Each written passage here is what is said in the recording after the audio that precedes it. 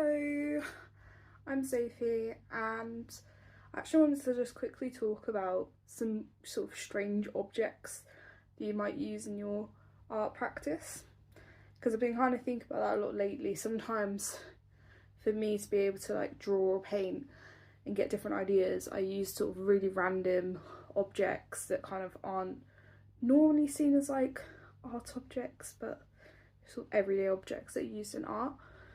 So I kind of tend to use like sponges, mascara, cotton wool buds, sure something else, oh, toothbrush, all these different things. It seems to help with texture and different things.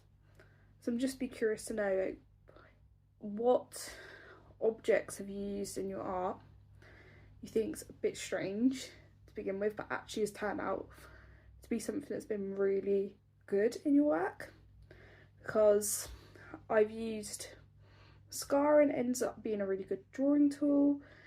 I've used toothbrush, which is quite good for a grass effect, different textures.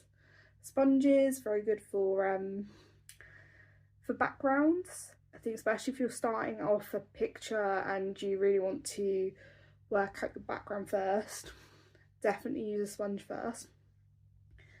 And then cotton wool bud is really good for if you want to get certain shapes. Like say if you want to just have a perfect round dot, it's ideal for that. And I think there's another thing, I've used straws before. So straws are quite good if you want to get the sort of empty circle. So instead of having a dot, you'd have a circle with outline. So that's great for if you want to do like bubbles or things like that.